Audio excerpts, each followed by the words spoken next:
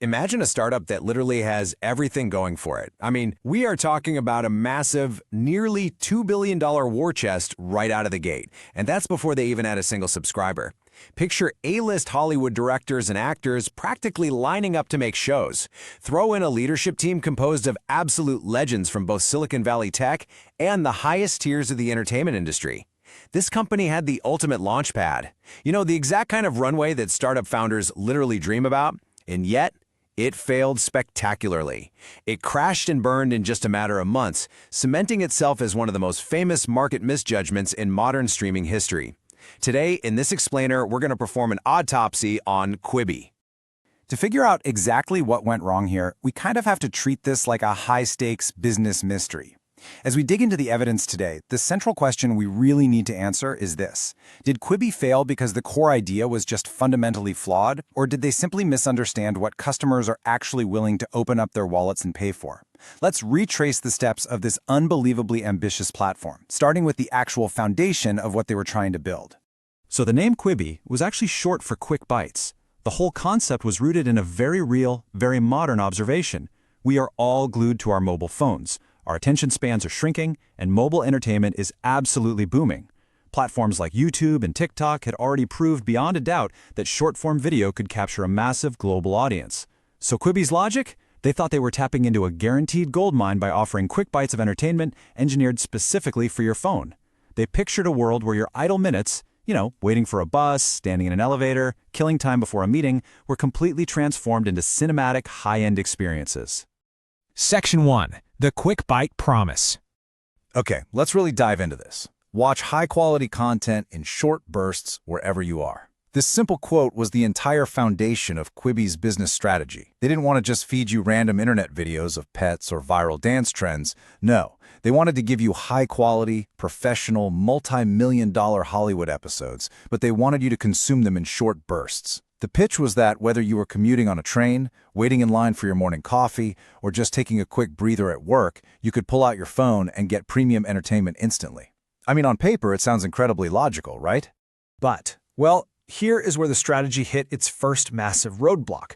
Quibi was trying to invent a completely new category from scratch: premium short-form mobile entertainment. They weren't trying to be just another Netflix, and they definitely weren't trying to be TikTok. They wanted to carve out a space right in the middle. The thing is, creating a brand new category is incredibly dangerous. Why? Because you have to educate the customer from zero.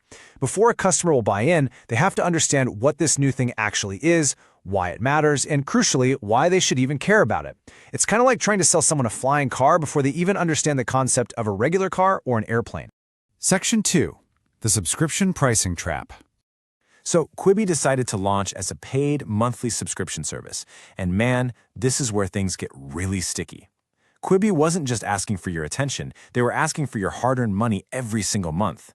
But by the time they launched, the market was already intensely saturated. Think about it. Users already had Netflix and Disney Plus for their premium shows, and they had YouTube and TikTok for short videos. So Quibi was taking a massive strategic risk here. They were competing for dollars in a space where users were already swimming in established, highly addictive habits. And hey, a lot of those habits were completely free. Ultimately, it all boiled down to this one devastating question.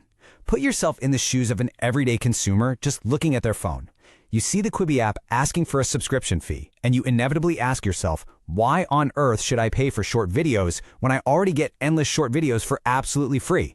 The harsh truth is the value proposition just didn't feel strong enough to justify pulling out a credit card. Section 3. Defeated by free apps. Now, what's really interesting here is just how insurmountable the competition actually was. Quibi wasn't just fighting other streaming services. Their absolute biggest threat came from free platforms. These apps, they were already a deeply ingrained daily habit. They had bottomless content libraries that updated literally every second. They were completely socially integrated, they didn't cost a single dime, and they were born straight out of mobile native culture. This mountain of advantages completely steamrolled Quibi's polished, expensive shows. The contrast in philosophies here was just stark. Quibi's approach was very top-down. It was a bunch of Hollywood executives sitting in a boardroom declaring, "We are going to make professional, expensive shows and deliver them straight to your phone." But the reality of mobile, it's entirely bottom-up.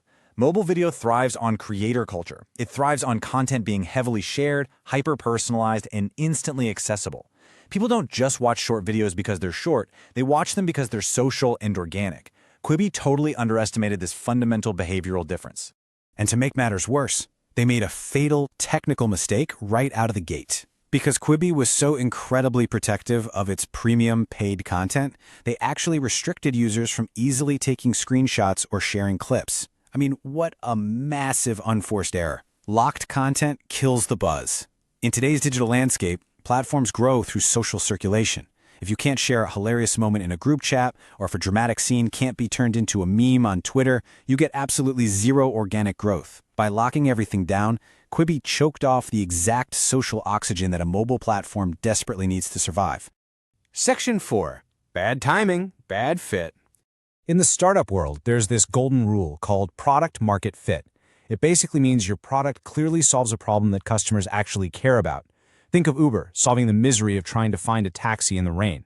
To put it bluntly, Quibi simply did not have this. Were consumers desperately walking around wishing they had Hollywood-quality short videos? Were they deeply unhappy with YouTube or TikTok? No. The customer need was totally unclear, which just left people scratching their heads, wondering what the app even was in the first place. And this lack of fit created massive positioning confusion. Just ask yourself, is Quibi social media? Well, not really, since you can't share it easily. Okay, is it streaming?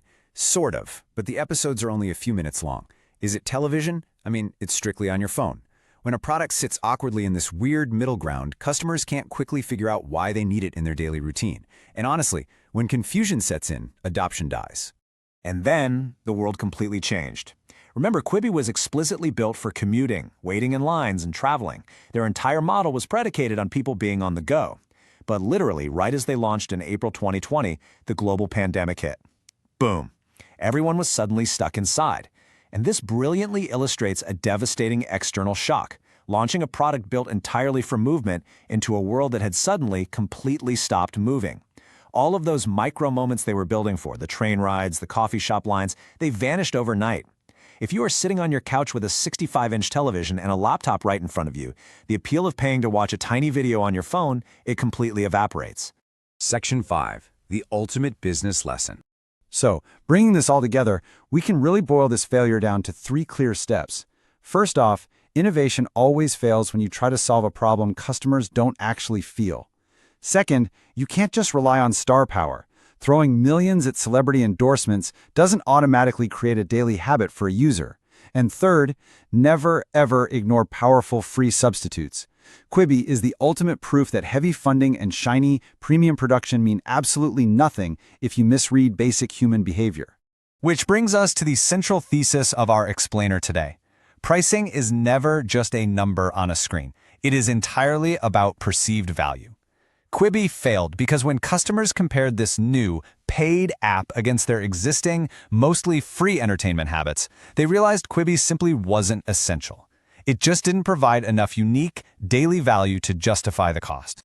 And that leaves us with this final, provocative thought. It's the ultimate reality check for any new digital service. Or honestly, even your own brilliant startup idea. You can raise billions of dollars, you can hire the best talent in the entire world, and you can build a beautiful product. But if you build it, will they actually pay for it? Thanks for joining me on this autopsy, and I really hope it changes the way you look at the next big app trying to fight for a spot on your home screen.